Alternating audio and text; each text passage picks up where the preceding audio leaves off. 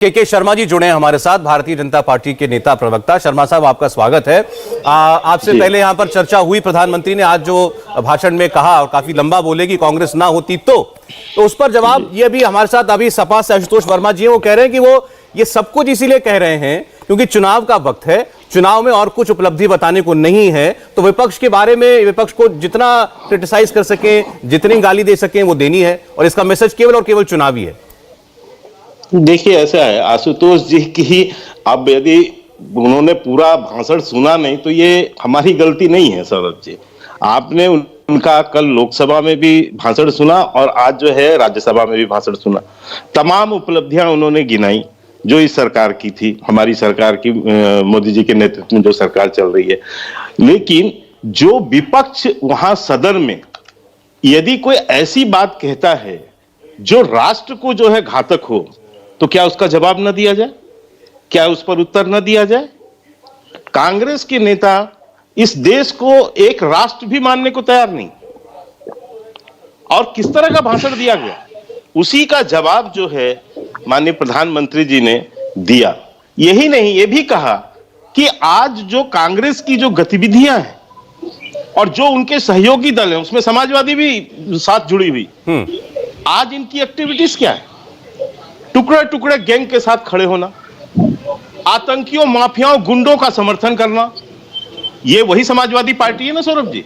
याद होगा कि गोरखपुर बम ब्लास्ट के जो सीरियल बम ब्लास्ट के अपराधी थे, उनको जाके ये कोर्ट जो है उसके ऊपर से केस खाली हटाने लगे, हाई कोर्ट ने फटकार लगाई। और क्या इन्होंने वहां पर दिया, क्या विषय कहा हटाते हुए केस को, कि सामाजिक संभाव बनाने के लिए हम हटा रहे। आप आतंकियों को, तो आपकी भी नीति वही थी जो कांग्रेस की नीति नहीं। तो जो प्रधानमंत्री ने कहा कि कांग्रेस पार्टी टुकड़े टुकड़े गैंग की लीडर है, उस गैंग का एक सदस्य आप समाजवादी पार्टी को भी बता रहे हैं?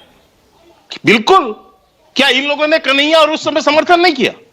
जो जेएनयू में जो नारे लग रहे थे, उसका समर्थन कौन कर रहा था? एक जवाब मैं ले लेता हूं डॉक्टर आशुतोष से, उसके बाद इसलिए कहता हूं जी। और दूसरी बात, एक बात आज और कह दूं, जो अभी ये जिक्र कर रहे थे, जब हम सर्जिकल स्ट्राइक किए, जब हम एयर स्ट्राइक किए, तब सबूत मांगने वाले कौन थे? अच्छा, ठीक है, यही लोग तो थे। ठीक सौरभ जी, यही पूरा गैंग है ना। अच्छा, जो देश की सेना का मनोबल तोड़ता है। शर्मा साहब, मैं जवाब लेता हूं आपकी बात का, प्रधानमंत्री की बात का। अब हमारे साथ कांग्रेस पार्टी के नेता गौरव वल्लभ भी जुड़ गए। वल्लभ साहब, स्वागत है आपका। भाषण तो खूब चल रहा है प्रधानमंत्री जी का कि कांग्रेस ना होती तो क्या होता, तो हम इंतजार कर रहे थे कोई कांग्रेस का नेता हमको बताए कि कांग्रेस है तो देश में क्या है और भाजपा है तो देश में क्या है या क्या नहीं है।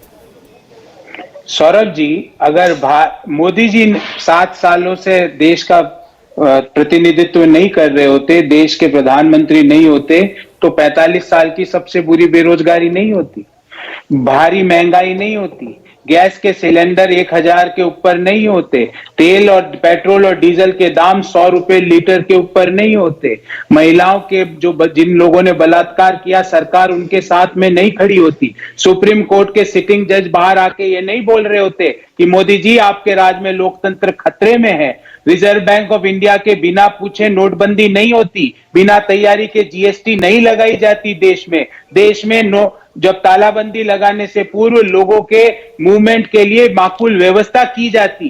तो मैं भी आपको बोल सकता हूं, और अंत में एक चीज बोलूंगा कि अगर 7 साल से मोदी जी प्रधानमंत्री नहीं होते तो आज देश की जीडीपी ग्रोथ, जो आज 2-3%, 1.5% रही पिछले 2 सालों की एवरेज, वो 8-9% पर होती। 45 साल की बुरी बेरोजगारी नहीं होती, युवाओं के साथ अन्याय नहीं किया जाता। इन बातों का जवाब मोदी जी कब देंगे? कब ये इन चीजों के ऊपर अपना दृष्टि रखेंगे? रुपया एशिया की सबसे बुरी करेंसी नहीं होती अगर मोदी जी देश का प्रतिनिधित्व या देश के प्रधानमंत्री नहीं होते। हम पूछना चाहते हैं कि इतनी मोदी जी को युवाओं से क्या घृणा है कि जब भी कोई रोजगार की बात करता है, मोदी जी उस रोजगार की बात नहीं करते।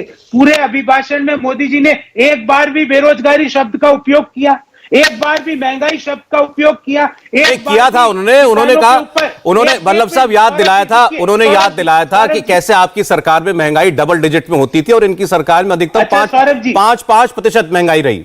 सौरभ जी, 14 साल की सबसे बुरी WPI पे हैं हम, ये आंकड़े मेरे नहीं है। भारत सरकार के आंकड़े हैं, होलसेल प्राइस इंडेक्स पिछले 12 साल के हाईएस्ट लेवल पर है। 45 साल की सबसे बुरी बेरोजगारी पे है। देश में 4 करोड़ 23 लाख युवा लोग बेरोजगार है, उनको नौकरी नहीं मिल रही। पिछले 7 सालों में 27 करोड़ लोग गरीबी रेखा के नीचे जा अच्छा, ठीक है वल्लभ साहब, 23 ठीक। करोड़ को भारत मुझे यकीन है आपके पास बहुत सारे आंकड़े हैं, आप इकोनॉमी को समझने वाले एक व्यक्ति हैं, लेकिन शर्मा साहब इस बात का जवाब दे रहे हैं, आपने भी जो लिस्ट गिनाई है उसका। नहीं, देखिए सौरभ जी, वो तो अपनी असफलताओं की फहरिस्त गिना रहे हैं गौरव जी। जीएसटी आप नहीं लागू कर पाए तो आपकी विफलता थी, लेकिन अब आपको क्या है, असफलता बताए, यानी अपनी असफलताओं को ही गिना रहे। रही बात, इन्होंने पूरा, मैंने पहले ही कहा कि इन्होंने पूरा भाषण सुना नहीं। उन्होंने महंगाई पर भी माननीय प्रधानमंत्री जी ने बोला है, रोजगार पर भी बोला है, लेकिन जो बड़ी बात थी, बड़ी बात यह थी क्योंकि जिस तरह से कांग्रेस आज जो है देश में बांटने की नीति अपना रही है, विभाजनकारी नीतियों को जो है बल दे रही है, हाँ, और उन तत्वों को बढ़ा रही है। आपने देखा किस ढंग से उस दिन इनके नेता लोकसभा में तमिल सेंटीमेंट को जो है जगा रहे थे, यानी उसे आक्रोशित कर रहे थे।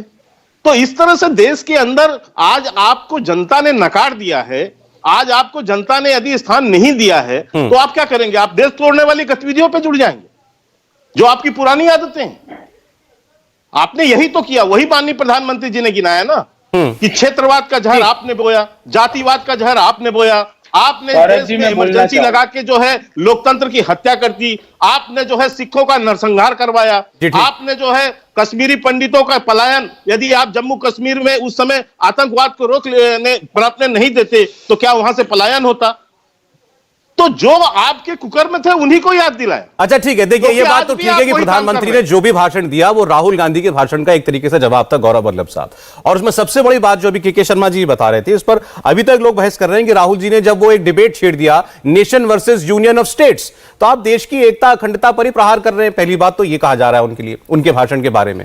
फिर वो अपने भाषण में ही यूनियन ऑफ स्टेट्स के साथ साथ कई बार नेशन शब्द का उपयोग उन्होंने खुद अपने ही भाषण में किया।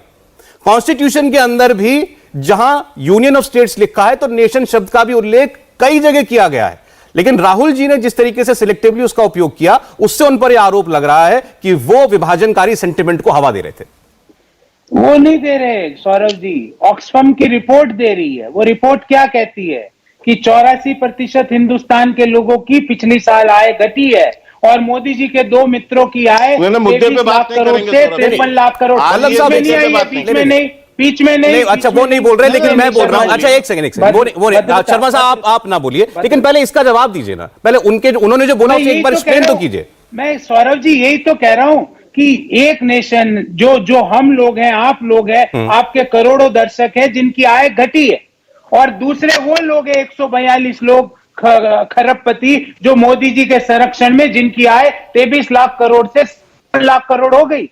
तो उसका जवाब दीजिए ना शर्मा जी, क्यों भाग रहे हैं आप? ये 2 नेशन की वो बात कर रहे हैं, एक वो लोग हैं जिनको आप पनपाते हो हमारी जेब से। और शर्मा जी मुझे तो लगता है आप भी मिडिल क्लास आदमी हो, आपकी जेब से पैसा निकाल के शर्मा जी मोदी जी अंबानी और अडानी को दे रहे हैं। मुझे आप एक सवाल पूछता हूं शर्मा जी, उसका जवाब दिए बिना मत डिबेट से जाइएगा। देखिए क्वेश्चन आंसर करने नहीं आए, पूरी दुनिया में बता दीजिए शर्मा जी, एक ऐसा उद्योगपति, बीच में नहीं शर्मा जी, एक ऐसा उद्योगपति पूरी दुनिया में बता दीजिए जिसकी आय क्वेश्चन आंसर के लिए नहीं आए, हम तो आपका इंटरव्यू देने बता दीजिए ना, बता दीजिए ना शर्मा जी। इंडिया टीवी हर वक्त हर जगह डाउनलोड करने के लिए सर्च करें India TV news Google play store या ऐप स्टोर पर।